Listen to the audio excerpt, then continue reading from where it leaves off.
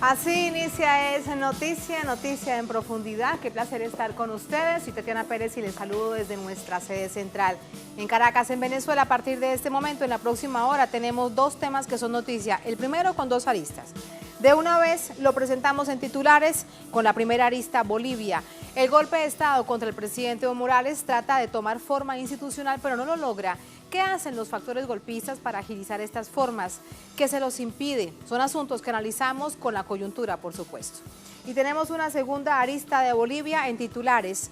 La violencia desmedida contra el pueblo es protagonista lamentablemente en esta jornada, pero la indignación no los ahuyenta de las calles. ¿Cuál es la razón de esta herida que está abierta y se expresa de esta manera como las imágenes lo ven? Vamos a analizarlo. Y tenemos un segundo tema que es noticia en titulares, Brasil.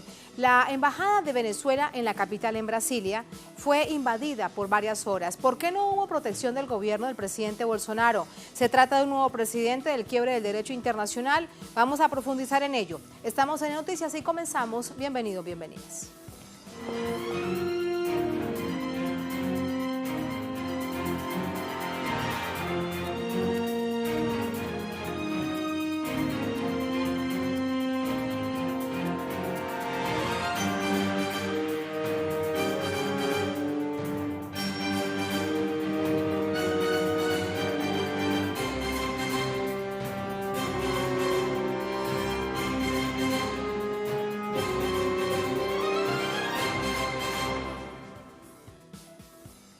En noticia Bolivia, en la primera arista, diputados del Movimiento al Socialismo MÁS lograron ingresar por fin, después de varias horas y qué tal nivel de agresión, al Parlamento este miércoles y sesionar. La víspera exigían medidas de seguridad, hoy fueron agredidos fuera de este recinto. El objetivo, dicen, es rescatar el orden constitucional, mientras la oposición pretende naturalizar el golpe precisamente desde las instituciones del Estado. Detalles a continuación. La formalización del golpe de Estado llegó con la autoproclamación de la senadora Yanine Áñez como presidenta del país, frente a un parlamento sin quórum, solo con diputados opositores. La acción viola los artículos 161, 169 y 410 de la Constitución, relativos a la aprobación o rechazo de una renuncia presidencial, la sucesión sobre presidencias del legislativo y la supremacía del propio texto. La autoproclamación contó con la presencia de actores policiales y militares del golpe. El excomandante en jefe de las Fuerzas Armadas, Williams Calimán, le impuso la banda presidencial a la senadora opositora, en desacato de los requisitos constitucionales, el mismo que sugirió al presidente Evo Morales renunciar. Aún así, el Tribunal Constitucional de Bolivia avaló los hechos recientes. Posteriormente, desde la ilegalidad, Áñez juramentó a un nuevo alto mando militar. Calimán fue reemplazado por Carlos Orellana. También hay un nuevo jefe del Estado Mayor de las Fuerzas Armadas, así como comandantes del Ejército, de la Fuerza Aérea y de la Armada Boliviana. Diputados y senadores del Movimiento al Socialismo, con presencia mayoritaria en ambas cámaras, convocaron a sesionar este miércoles en aras de restablecer el orden constitucional. En horas de la mañana, las fuerzas de seguridad les impidieron el paso a las instalaciones del Parlamento y agredieron a la presidenta legítima del Senado, Adriana Salvatierra, quien está en línea de sucesión de la presidencia.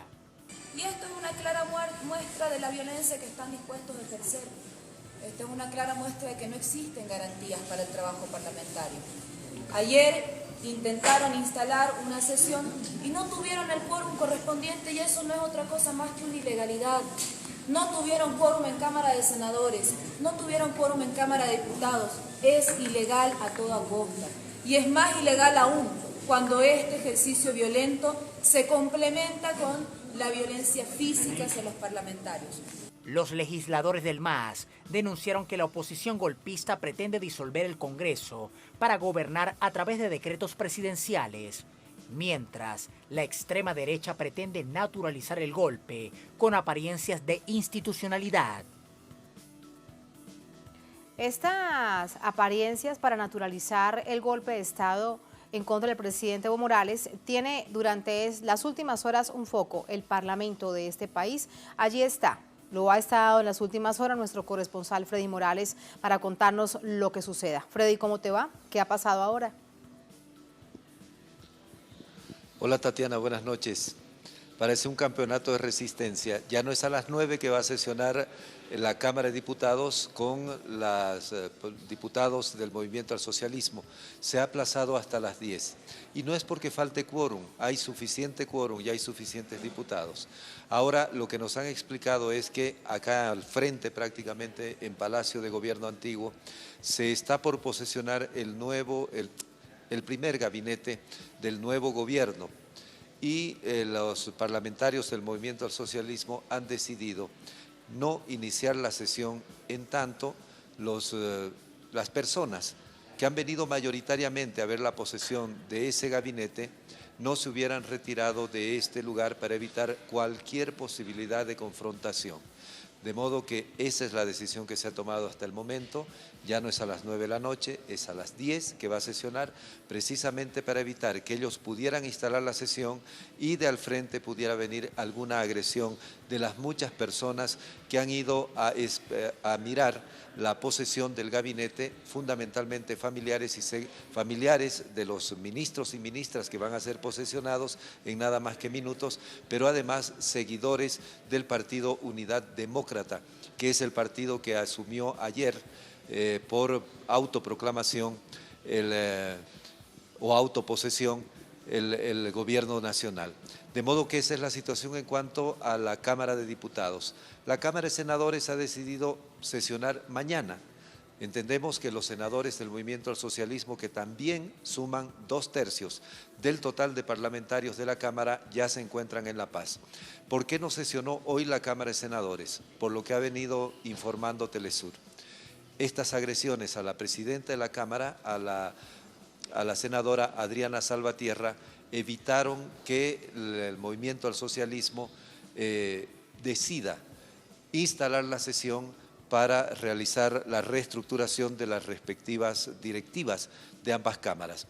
Hemos informado que la decisión de instalar ambas cámaras en sesión es primero para reorganizar las directivas, es decir, designar o ratificar un presidente o presidenta, un primer vicepresidente y así sucesivamente en toda la directiva.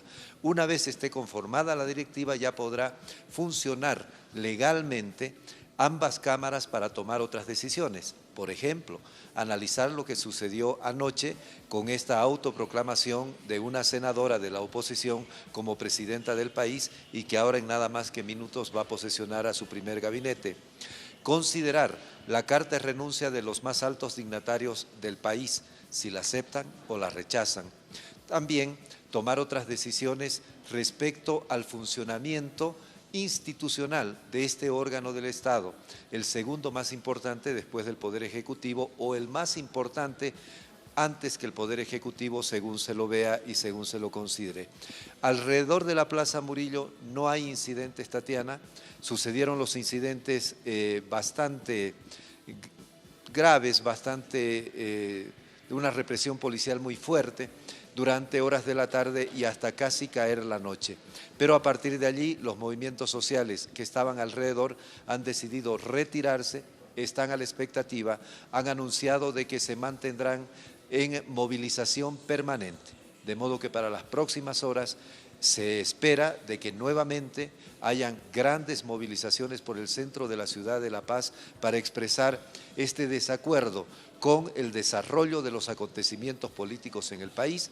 Se está exigiendo desde la calle la renuncia de la senadora Yanine Áñez a la presidencia del país, que ella se autoproclamó ayer. También se está exigiendo que los actores políticos que en este momento están decidiendo cosas de Estado puedan escuchar a estas movilizaciones de los sectores populares para llegar a un acuerdo, para devolver la paz social al país. No es una exageración cuando se afirma desde distintos lugares que este país está dividido en dos. Solo baste recordar que el Movimiento al Socialismo en la última elección recibió más del 47% de los votos y el resto de la oposición, los otros 8 partidos políticos que participaron en las elecciones, recibieron más o menos un número similar. Entonces, esa es la situación que se está viviendo y desde distintos sectores se está pidiendo precisamente eso, que haya un acuerdo nacional para ir avanzando en la solución de esta crisis política. Tatiana. Aquí hay algo que me queda por preguntarte. Movilizaciones en próximas horas, ¿es la agenda para este jueves, Freddy? ¿Esperaríamos una situación similar? ¿De dónde vendrían? ¿De nuevo del Alto? ¿Son de La Paz? ¿De otros departamentos? Las movilizaciones están a cargo fundamentalmente de estos sectores, los sectores campesinos del Altiplano de La Paz, que por una parte se movilizan en la zona sur de la ciudad y por otra parte llegan marchando desde el altiplano hasta el centro de la ciudad. Hoy lo hicieron un cabildo, aprobaron decisiones, elaboraron un documento, quisieron venir a entregarlo a las autoridades políticas, a las nuevas autoridades, si vale el término. Entiendo que no les dejaron, que dijeron que simplemente la policía les reciba el documento con el compromiso que lo iban a entregar. Y estos trabajadores del campo se han quedado haciendo vigilia hasta hace unos momentos alrededor de algunos de los ingresos a la Plaza Murillo.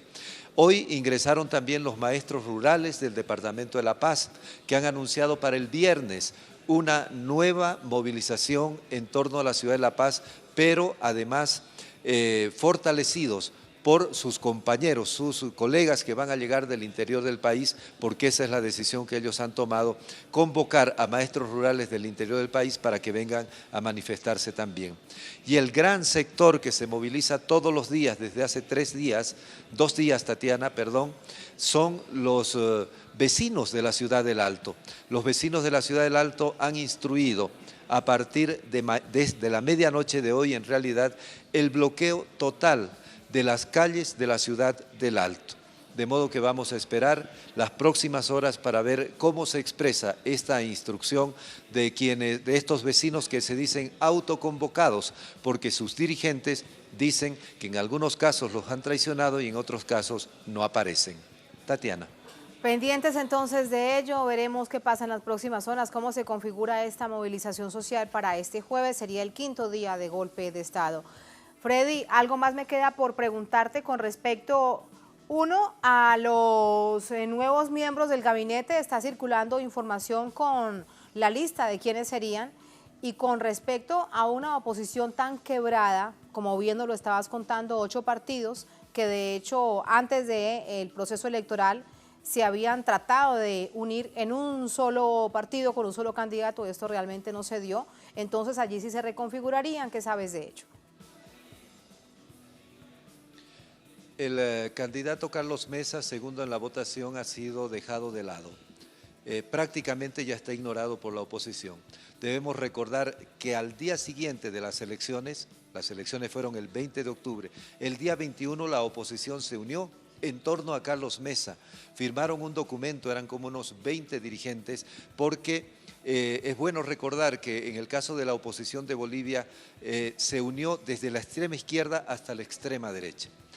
En esa oportunidad, el 21 de octubre, toda la oposición se unió en torno a Carlos Mesa, segundo en la votación.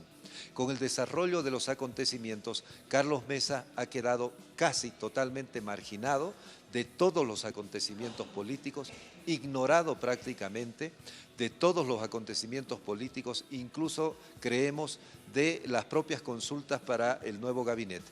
No pasa para el primer gabinete.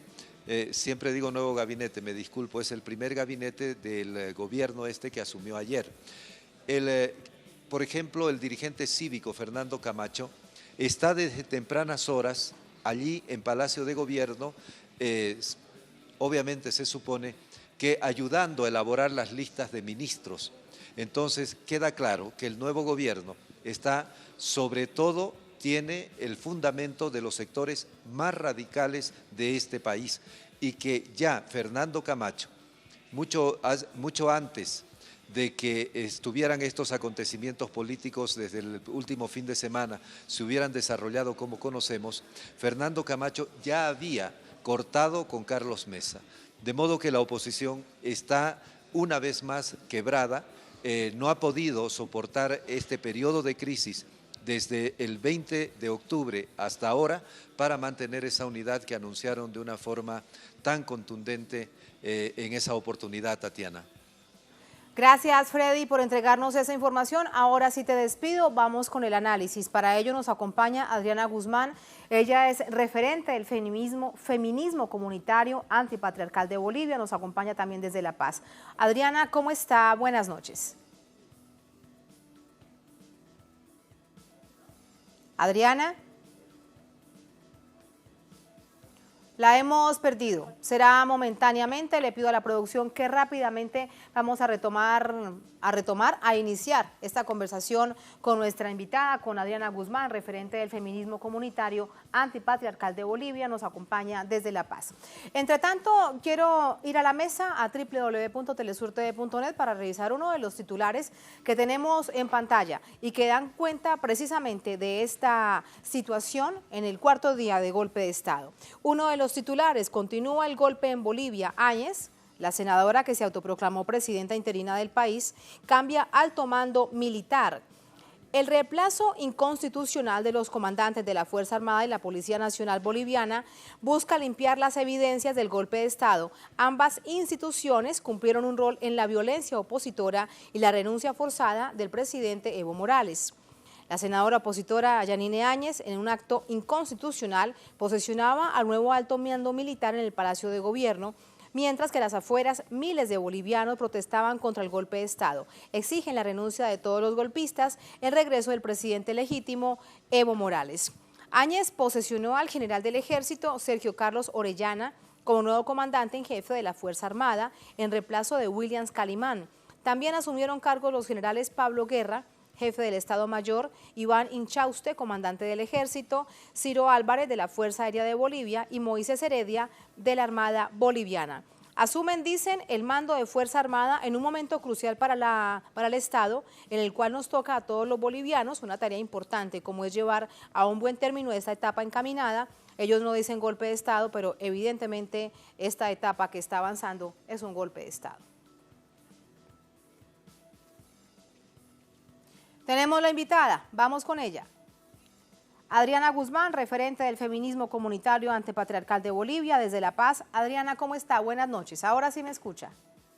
Sí, buenas noches, Aski Jalpuquipana. Un saludo de profunda indignación frente a este golpe de Estado en Bolivia. Muchísimas gracias a usted por estar con nosotros y conocer las reflexiones de ustedes como mujeres que han visto en este momento cómo se quiebra la institucionalidad, cómo se quiebra la Constitución, con distintos actores que conforman esta conspiración para dar el golpe de Estado. Quiero conocer su visión. Bueno, para nosotras lo primero, lo más importante es que quede claro para la comunidad internacional que esto es un golpe de Estado por las características que tiene, porque no se respeta la institucionalidad, porque se utiliza a los militares, la policía, la fuerza para reprimir. Tenemos muertos que no son denunciados por los medios. Se ha intervenido los medios de comunicación boliviana de televisión, las radios comunitarias, la red Patria Nueva. Se ha destrozado las sedes de organizaciones sociales donde funcionaban radios, como el caso de la Confederación de Trabajadores Campesinos. Entonces, todo esto configura un golpe de Estado. ¿Por qué es importante para nosotras que quede claro? Porque se está utilizando esa información al interior del país para plantear que es una crisis y que solamente hay una transición democrática. Esto no es ninguna transición. Yanine Áñez, una diputada de la ultraderecha, que ha manifestado en muchas ocasiones su profundo racismo frente a quienes somos mujeres y hombres indígenas. Ella es presidenta de un gobierno de facto, es una presidenta de facto y todos sus actos estarán entonces dentro de un golpe de Estado y por tanto no serán reconocidos por las organizaciones sociales. Adriana, paso a paso de cómo se ha ido naturalizando o por lo menos intentando naturalizar este golpe de Estado. Vemos lo que está pasando en el Parlamento. Hay un grupo mayoritario de congresistas, tanto de Cámara de Diputados como de la Asamblea Legislativa, que son del movimiento al socialismo, del MAS, pero mira lo que está pasando, como una minoría de esta extrema derecha intenta imponerse para armar sus propias normas. Sí, definitivamente es la autoproclamación, además el haber sido posesionada por el comandante de las Fuerzas Armadas es parte de lo evidente de este golpe de Estado, ¿no? El querer manejar sin el quórum correspondiente el Congreso también es parte. Pero yo quiero mencionar otra cosa que hace a este golpe de Estado, que es el haber capturado, el haber detenido a las autoridades del Tribunal Electoral. O sea, si uno de los argumentos para plantear este golpe de Estado ha sido el fraude, hoy no queda la posibilidad de llevar adelante una investigación, porque definitivamente sin la investigación necesaria se ha detenido, se ha capturado como delincuentes a la presidenta de la Corte, María Eugenia Choque, y a los vocales de todas las cortes departamentales en un acto de persecución yo no he visto esto antes, propio de un golpe de Estado, pues, ¿no? ¿Eso qué significa? Que han dado un golpe al Estado, un golpe al poder electoral, al órgano electoral, para que no existan condiciones para verificar si hubo o no hubo fraude. Además del golpe a las organizaciones sociales, porque al ser un golpe racista, ha escarmentado, ha humillado a mujeres indígenas, a hombres indígenas, mantiene la persecución a los dirigentes indígenas. El Chapare está en este momento militarizado y es parte de la persecución de la cara fascista, racista de este golpe de Estado. Adriana, con respecto a la situación judicial de los de los magistrados, de los vocales del Tribunal Supremo Electoral y de los tribunales departamentales, esto también debe mantenerse dentro de toda la conspiración del golpe. Es decir, ¿cómo opera el sistema judicial en este caso? No se entendería de otra manera. Son parte del golpe. Sí, definitivamente ellos capturados el día domingo, o sea, cuando en domingo no se había lanzado, para empezar, ninguna orden de captura. Fundamentalmente no hay un proceso de investigación que incluya una orden de captura, ni quien en ese momento hubiera podido ordenar esa orden de captura, ¿no?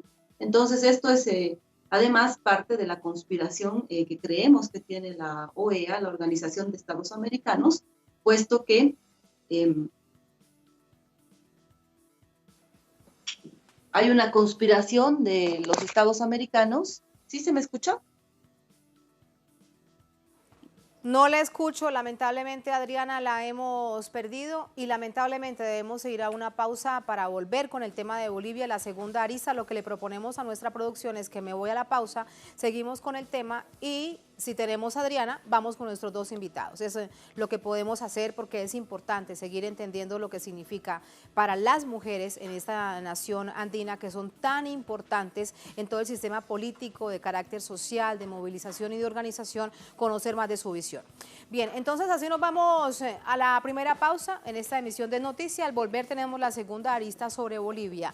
La violencia desmedida contra el pueblo es protagonista, lamentablemente, durante esta jornada. Ahí tenemos las imágenes de este día. Pero la indignación no los ahuyenta de las calles. ¿Cuáles son las razones de esta herida profunda? Vamos a verlo. Al volver estamos en el Noticias.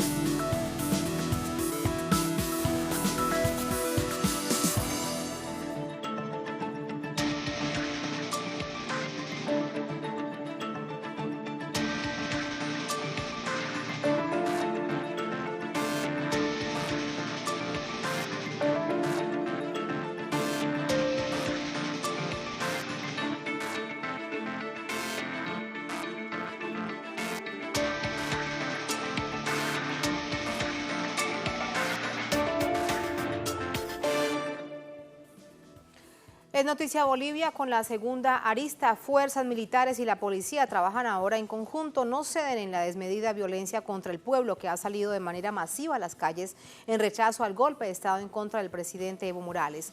Movimientos sociales denuncian violación de derechos humanos y asesinatos. Detalles a continuación.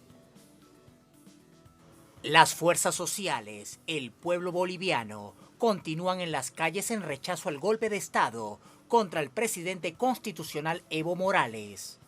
La ciudad del Alto fue escenario de un cabildo multitudinario donde los bolivianos decidieron marchar hasta la ciudad de La Paz en rechazo a la inconstitucional autoproclamación de Yanine Áñez como presidenta interina. Las fuerzas de seguridad ejercieron fuerte represión contra una multitud que reclama que los medios de comunicación informen lo que sucede. Antes de ayer, hemos tenido baleados, hemos tenido detenidos injustamente, hemos tenido bajas, pérdidas humanas, pero estos medios de comunicación, toditos medios de la comunicación, no nos han dado cobertura. También en la ciudad de La Paz, manifestantes salieron pacíficamente a las calles, entre la Plaza Mayor de San Francisco y Plaza Murillo. Policías y militares reprimieron violentamente la movilización con gases lacrimógenos. Como ven aquí nos han gasificado, no sé qué se está convirtiendo. Nosotros hemos salido por una marcha pacífica, pero esto no ha sido una marcha pacífica. Nos han empezado a gasificar, nos han empezado a perseguir policías. En las últimas acciones represivas, la Defensoría del Pueblo de Bolivia informa del fallecimiento de personas por impacto de bala a través de sus redes sociales. Precisemos que entre el 11 y 12 de noviembre se registraron 5 fallecidos, 4 por impacto de bala, durante la intervención conjunta de las Fuerzas Armadas y la Policía Boliviana.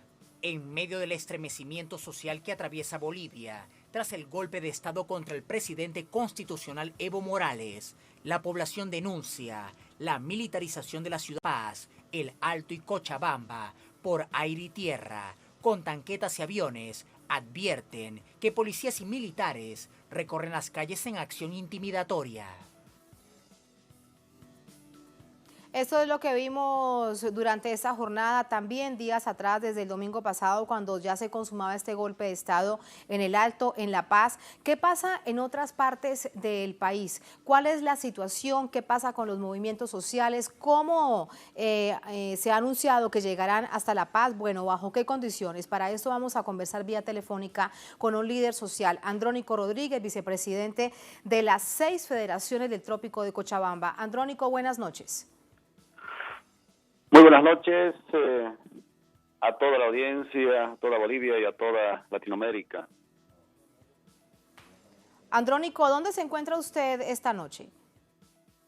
Yo estoy en Cochabamba, en el centro de Bolivia. Estamos justamente en este momento tan difícil, viviendo en nuestro país. De la noche a la mañana pasó este cambio radical en 180 grados, yo diría, pero esto viene planificado ya desde el año 2016, ¿no? 17, 2018 y este año 2019 se ha consumado el golpe de Estado que ellos ya en varias oportunidades hace meses atrás, incluso hace años atrás, anunciaron.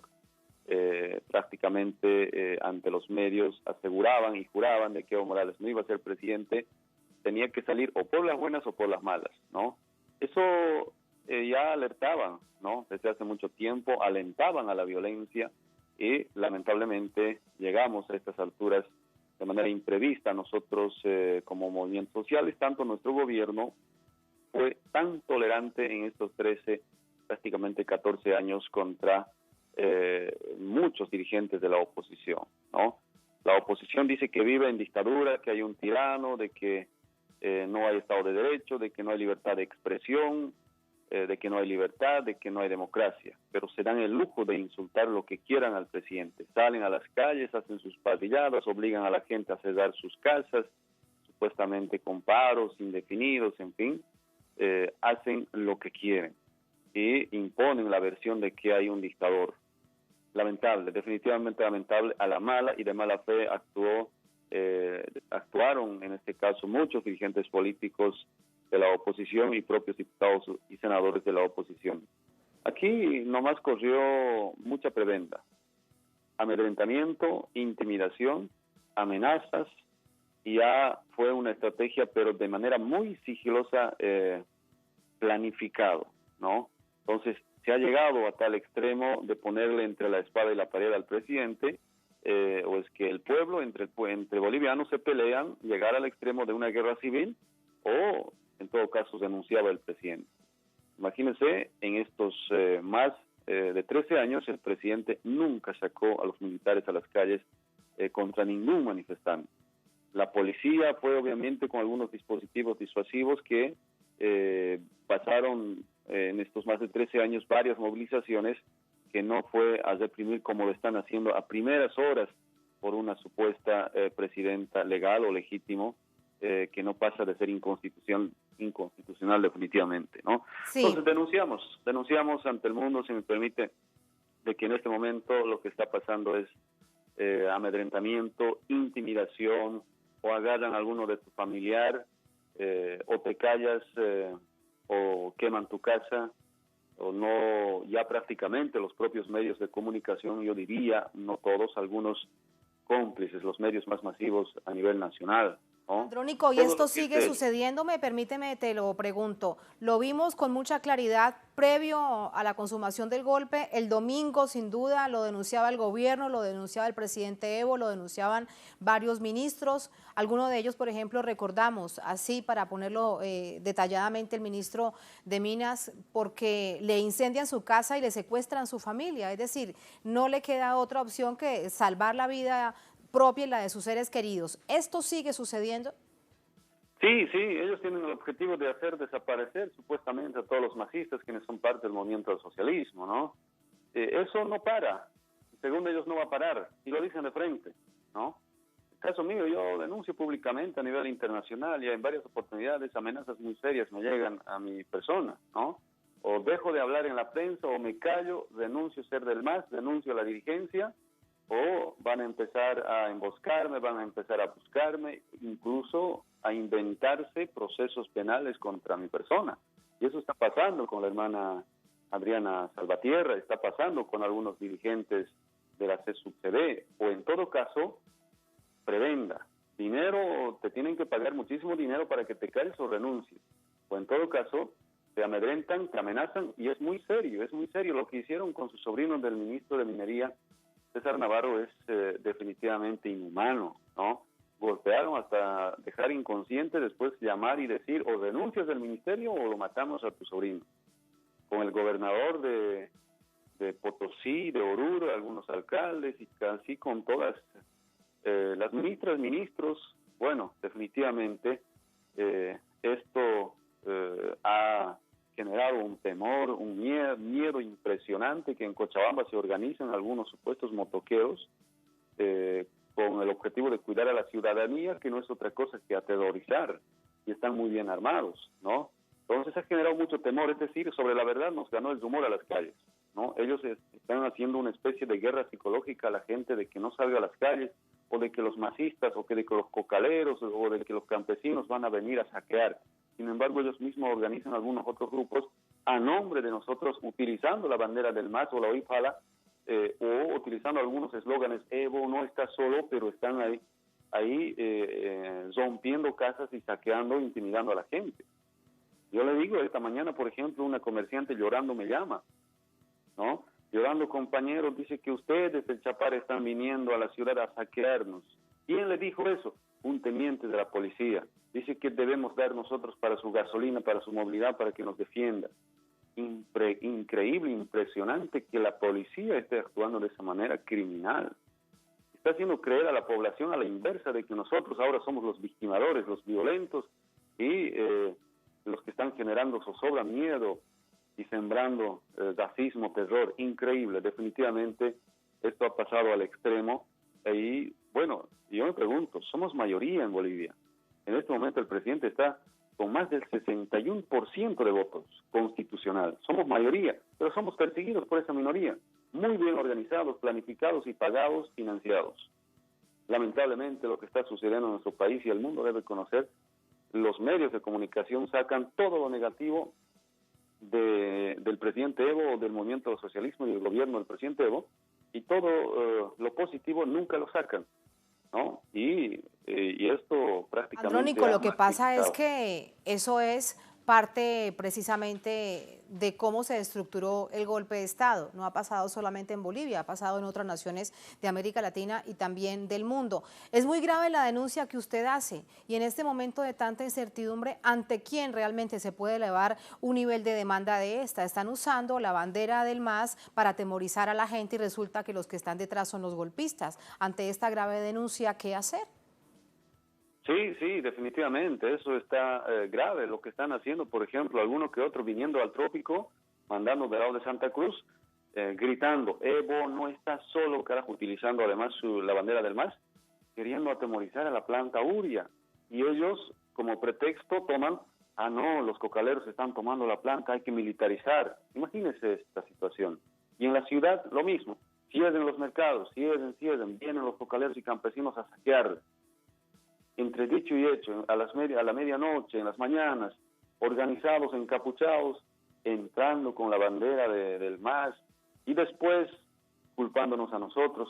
Increíble, definitivamente nos ha dejado atónitos, yo diría, a los movimientos sociales y a todo el gobierno nacional. Nosotros de manera inocente y tan tolerantes hemos sido todo este tiempo del gobierno del presidente Evo Morales.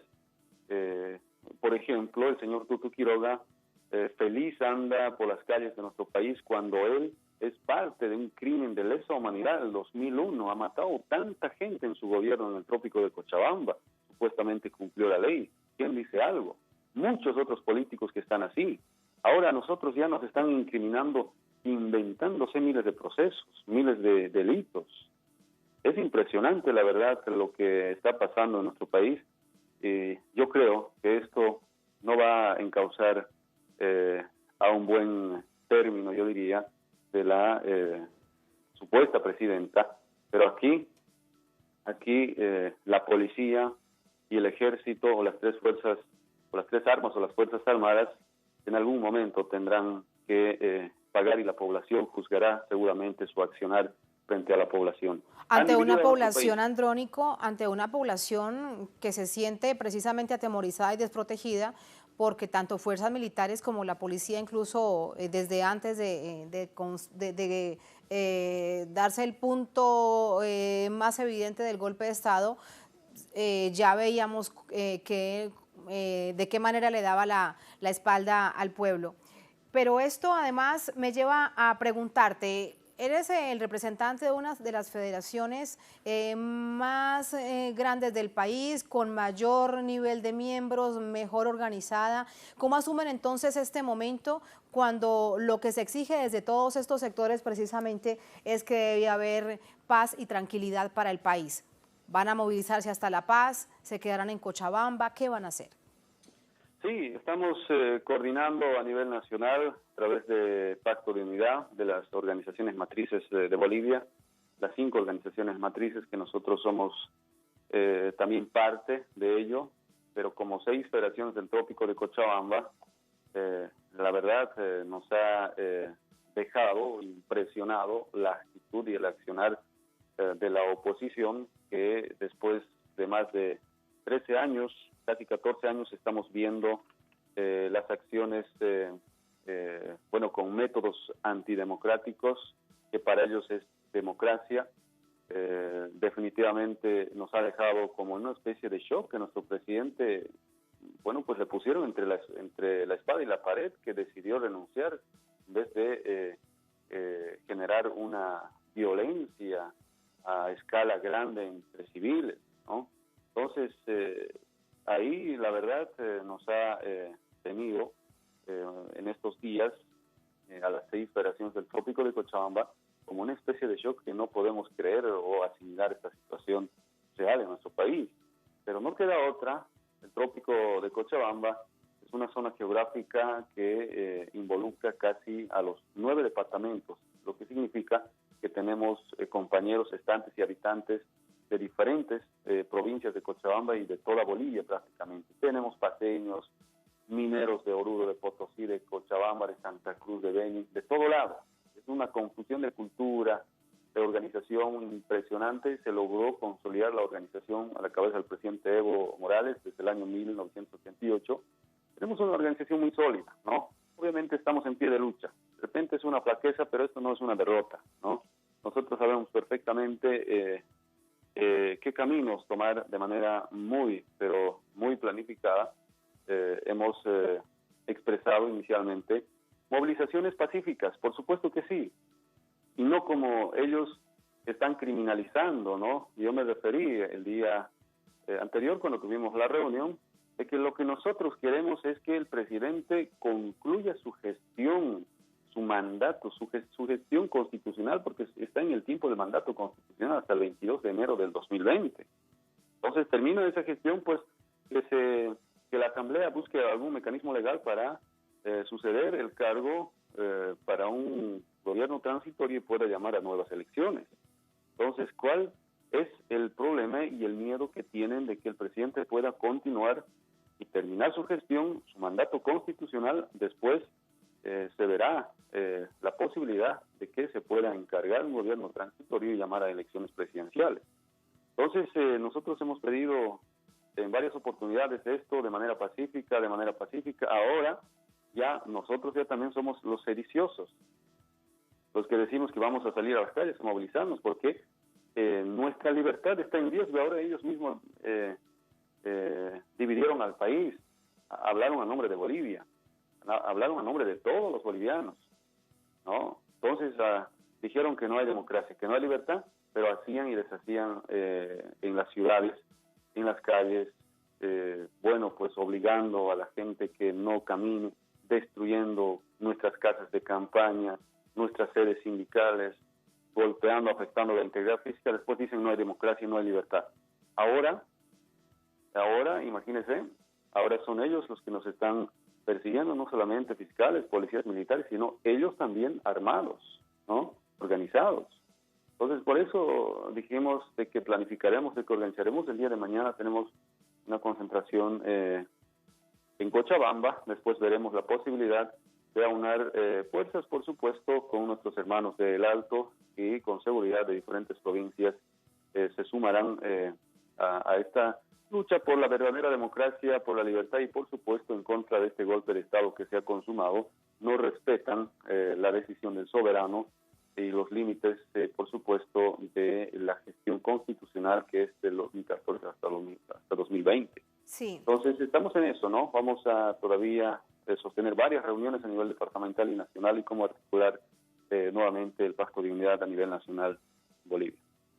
En eso están entonces, estamos muy pendientes de las acciones que ustedes realizan como organización social. Andrónico, gracias por estas reflexiones y buenas noches. Muchas gracias, muy buenas noches. Gracias a usted, buenas noches. Vamos a continuar con ese análisis. Saludamos desde La Paz a Nicolás Melendres. Nicolás, ¿cómo está? Buenas noches.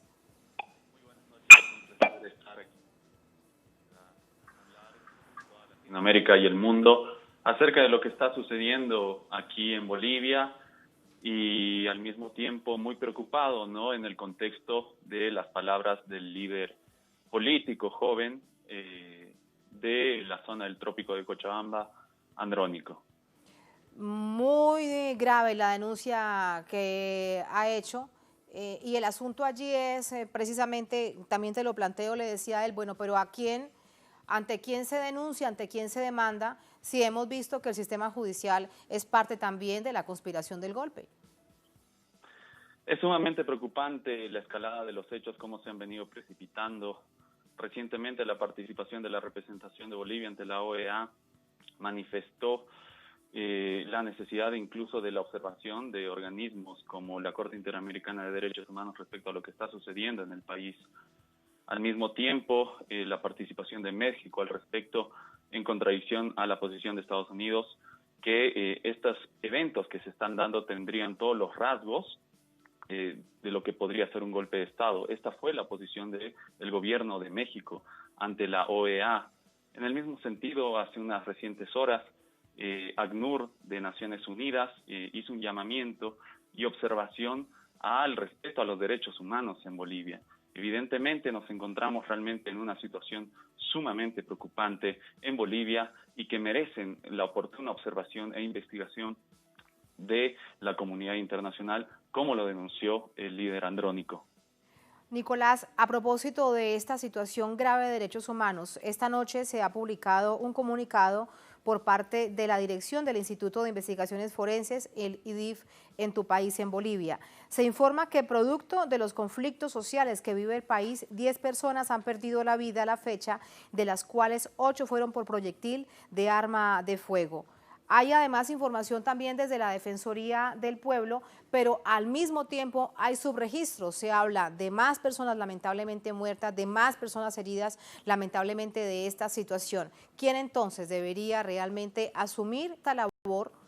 Porque no es solamente una cifra, son las vidas humanas las que están en riesgo. La pregunta que plantea es sumamente complicada porque evidentemente, como usted se dará cuenta, en Bolivia nos encontramos en un estado indefenso. La sociedad civil se encuentra completamente indefensa justamente porque nos encontramos en un estado de no derecho. No se está respetando el Estado de Derecho. Y en este sentido, como lo anunciaron las Fuerzas Armadas en coordinación con la Policía Boliviana, coordinaron lo que es el control civil. Pero, sin embargo, ¿cuál es la cabeza institucional que habría regido durante todo este tiempo esa coordinación? ¿Cómo se explica la institucionalidad de este proceder? Es en este sentido que nos encontramos en una especie de interregno gubernamental, en el cual el sector más golpeado es la sociedad civil boliviana, y en este sentido es muy importante, yo creo, cuando una sociedad se encuentra en conflicto, la participación de los medios de comunicación, sobre todo en medios de comunicación internacional, organismos internacionales, ONGs, líderes políticos alrededor del mundo. Porque si revisamos, Nicolás, los medios de comunicación con respecto a estas graves denuncias de violaciones de derechos humanos, cuando además ya existen los rostros de las personas, algunas de ellas que lamentablemente, digo con claridad, han fallecido por balas de las Fuerzas Armadas o de la policía, eso será un asunto para investigar, hacen silencio. Y esa es la situación también que se ha denunciado durante esta jornada por parte de todos aquellos que se movilizaban en La Paz, el silencio de los medios locales. Así es, lo recalcó muy bien. Evidentemente, hoy en día los medios de comunicación locales se encuentran básicamente suspendidos, por decirlo de alguna manera, o simplemente no están reflejando, y si lo reflejan, lo que está sucediendo lo hacen de una manera sumamente esporádica. Es por eso que le vuelvo a recalcar, como lo dije anteriormente, es muy importante la participación de medios internacionales justamente como Telesur y otros medios de comunicación a nivel mundial. Por esas reflexiones es importante entender y analizar todos estos asuntos para ver cómo va avanzando esta situación tan compleja para el país. Nicolás, gracias, buenas noches.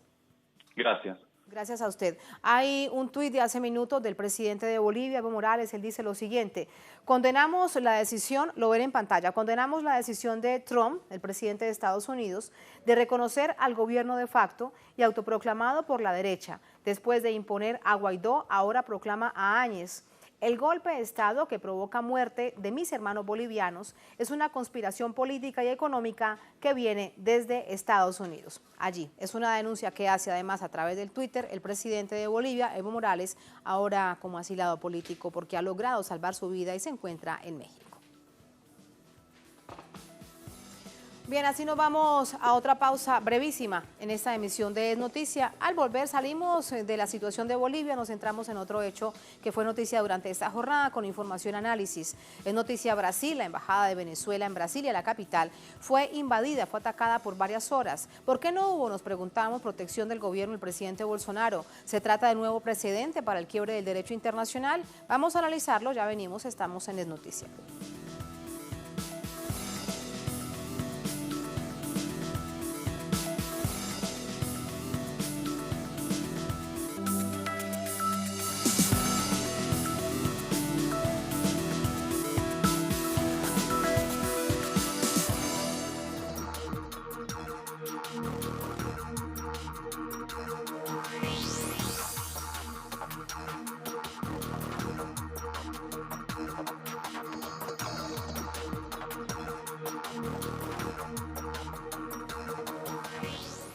En noticia Brasil, el gobierno de Venezuela denunció la invasión a su embajada de Brasilia, en esa capital suramericana, por grupos afectos a la oposición venezolana, al diputado Guaidó. La acción violenta, la indiferencia de las autoridades recuerda lo ocurrido en Washington hace 6 meses.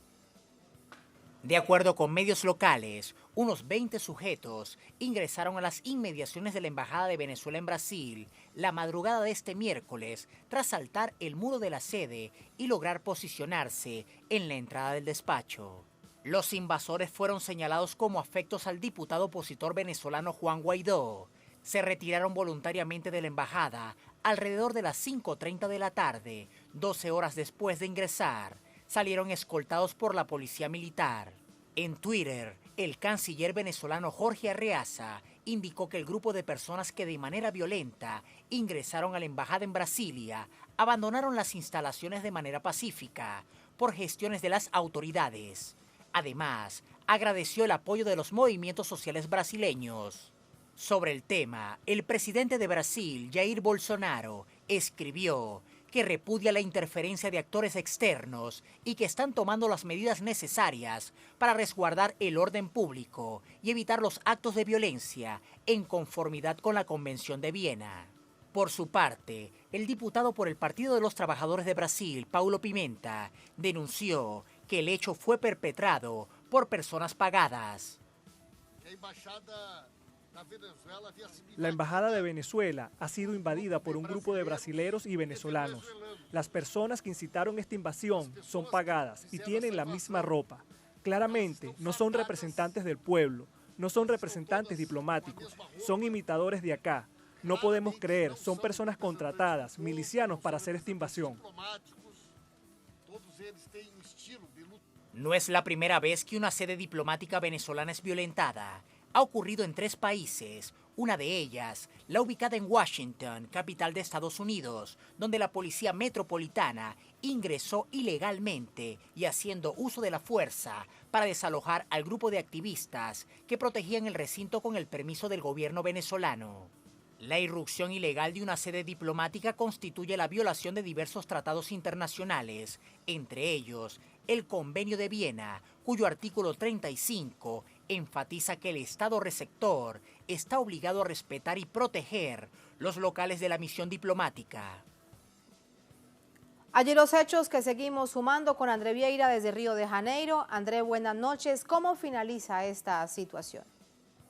Tatiana, buenas noches a ti, buenas noches a nuestra audiencia. Tatiana, termina de forma victoriosa por parte de los movimientos sociales, de los partidos políticos, que desde tempranas horas estuvieron justamente ahí en la Embajada de Venezuela para, primero, garantizar la integridad física del cuerpo diplomático de Venezuela, que además de trabajar ahí en la Embajada, también tiene ese espacio como su vivienda.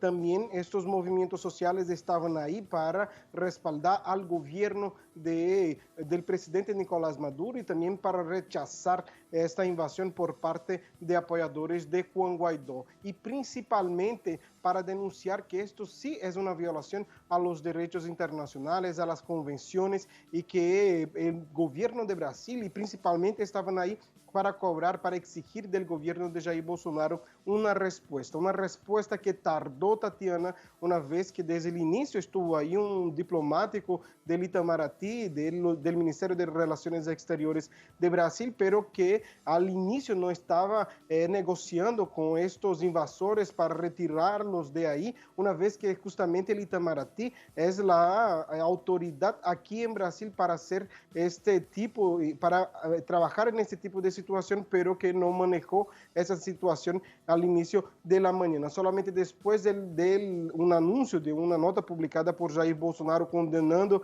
esa invasión, después de algunas horas de este comunicado, fue que este representante del Itamaraty articuló y negoció la salida de estos invasores que abandonaron este edificio, este predio de la Embajada de Venezuela ahí en la ciudad de Brasilia. Un acto muy importante de los movimientos sociales que festejaron y, por supuesto, enviaron un mensaje al mundo que los movimientos están aquí para respaldar principalmente no un gobierno o otra cosa, pero sí la soberanía de un pueblo que en este momento es representado por el presidente constitucional de Venezuela, Nicolás Maduro. Un acto muy importante, vale destacar el papel fundamental que tuvo el diputado Paulo Pimenta del Partido de los Trabajadores, líder del PT ahí en la Cámara de los Diputados, quien estuvo desde el inicio denunciando y fortaleciendo esta movilización. Así que finaliza de manera victoriosa para los movimientos sociales,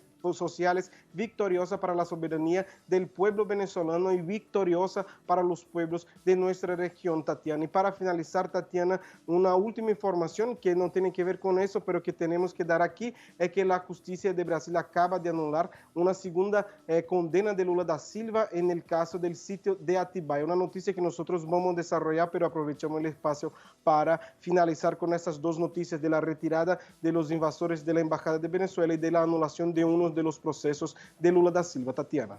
Bueno, me quedo un minuto más porque esta última noticia que nos entregas también es muy, muy importante. ¿A qué hace referencia a este caso, a esta investigación que tenía también de señalamiento al expresidente Lula da Silva? Sí, Tatiana, efectivamente lo que pasa es que Lula está condenado en dos procesos. El primero es justamente del ministro, ahora ministro de Jair Bolsonaro, Sergio Moro, que tiene que ver con un departamento en São Paulo, y el segundo, la segunda condena era sobre un sitio en otra ciudad de Atibaia. Lo que pasa es que la jueza que sentenció Lula da Silva, condenó Lula da Silva, utilizó un plagio de una sentencia de Sergio Moro, y el tribunal comprendió que la jueza no analizó el proceso una vez que se utilizó del mismo texto de Sergio Moro para proferir su condena. Así que este proceso, el segundo proceso contra Lula da Silva, acaba de ser anulado. El primer proceso continúa, que es justamente el proceso que detuvo Lula da Silva, y que en este momento están los abogados en la Corte Suprema buscando la suspensión de Sergio Moro y la anulación del proceso contra Lula da Silva, Tatiana. Muy importante la información que nos entregas, todo esto que nos has dicho esta noche. Bueno, son dos victorias de movimientos sociales, que son las bases precisamente en este caso del Partido de los Trabajadores y en el caso de Venezuela, que apoyan a la Revolución Bolivariana. Gracias, André, buenas noches. Buenas noches. Buenas noches. Vamos con el análisis. Conversamos con Beto Almeida, analista político, presidente de la televisora Ciudad Libre de Brasilia. ¿Cómo estás, Beto? Buenas noches. Muy buenas noches, Tatiana. Buenas noches a todos los televidentes de Telesur. Gracias por invitarme. Gracias a ti. Hay una pregunta que planteábamos en titulares y también brevemente antes de la pausa para entrar en este análisis y en esta información.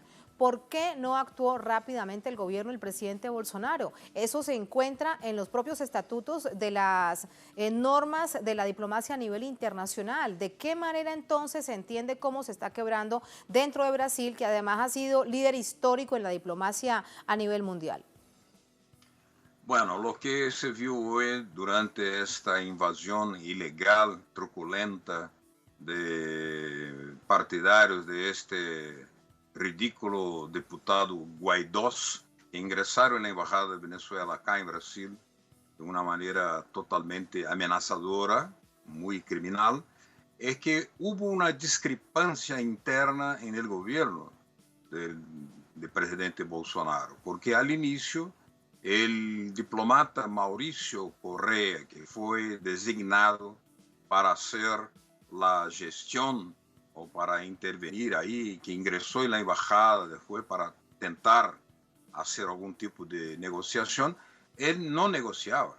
Él llegó de manera prepotente y diciendo que el gobierno de Brasil no reconocía el gobierno constitucional de Nicolás Maduro y que sí reconocía a Guaidó, por lo tanto que tenía que ver de este punto de vista, o sea, eso no era una negociación, pero algún tiempo después se publicó una declaración del propio Jair Bolsonaro que ya estaba en contacto con el ambiente de los BRICS, porque la cumbre de los BRICS está se realizando acá en Brasilia, y una curiosidad es que de los 5 miembros de los BRICS, todos, menos Brasil, reconocen el gobierno democrático constitucional de Nicolás Maduro.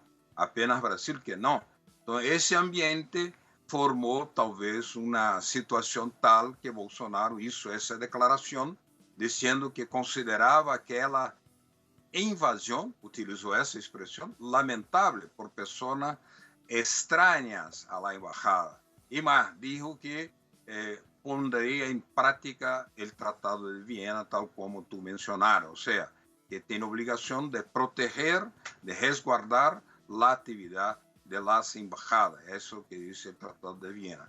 Entonces, a partir de esa declaración, hubo una otra declaración de su hijo, ¿no?, Flávio Bolsonaro, diciendo que la invasión de la embajada correspondía a un acto de justicia, porque si el gobierno de Brasil no reconoce el gobierno de Nicolás Maduro, había que sí hacer esa intervención que debería ser apoyada, pero essa declaração de Bolsonaro encontrou uma outra discrepância, que foi uma nota emitida pelo Gabinete de Seguridad Institucional, el GSI, que decía los términos emitidos inicialmente por el presidente Jair Bolsonaro y consideraba una invasión y que tenía que volver entonces a una situación de normalidad. Pero no era eso que estaba pasando, porque la policía militar estaba dentro del territorio de la embajada, de los jardines de la embajada, lo que es totalmente ilegal. Y más, había gente dentro que eran tipos todos con características de practicantes de luta marcial. Algunos de ellos no eran venezolanos, algunos eran bolivianos, como se constató más tarde, con coches alquilados que entraron de manera totalmente truculenta por la madrugada, ¿no?, poniendo en riesgo la vida de las familias de diplomatas que viven ahí, con los niños que no pudieron ir, por ejemplo, a la escuela hoy. Entonces, se tardó mucho por esa discrepancia interna hasta que finalmente los propios militares que ahí estaban, los coroneles de la Policía Federal, la Policía Militar, estaban ya constatando que alguna otra posición estaba siendo emitida por el Itamaraty, el Ministerio de Relaciones Exteriores, que se llegaría a un acuerdo para volver a la normalidad y la salida de esta gente que había entrado portando unas mochilas muy extrañas, y nosotros pedimos incluso para que hubiera una revisión, una revista a esas mochilas, porque que estaban ali, que querían sacársela, que querían esconder, ocultar. ¿Será que habían armas en esa mochila? Puede ser. No se permitieron la revisión de esa mochila. Así que eso tardó por esta de marcha, mientras la movilización afuera y adentro de la solidaridad de los partidos, la juventud, de todos sindicatos, trabajadores, movimientos sociales, fue muy intensa y ayudó a crear todo un clima con un ambiente de la reunión de los BRICS que formara la situación para que los invasores fueron sacados, pero deberían haber salido aprisionados, procesados, porque cometieron, incluso siendo bolivianos, muchos de ellos, un acto absolutamente ilegal y tienen que ser responsabilizados y punidos por eso. Pues es que es un delito, con todo el relato que nos haces de haber estado allí precisamente presenciando cada una de estas situaciones. Evidentemente lo que cometieron fue un delito. Beto, te quiero agradecer por habernos entregado más detalles de lo que allí sucedió y también entendemos y así respondemos la pregunta, ¿por qué se tardó tanto en actuar el gobierno del presidente Bolsonaro? Muchas gracias, buenas noches. Muchas gracias, buenas noches, buen trabajo. Chao. Buenas gracias, chao, chao Beto. Gracias a ustedes por habernos acompañado. Así ponemos punto final a esta emisión de Noticia. Será hasta la próxima, sigan con nosotros.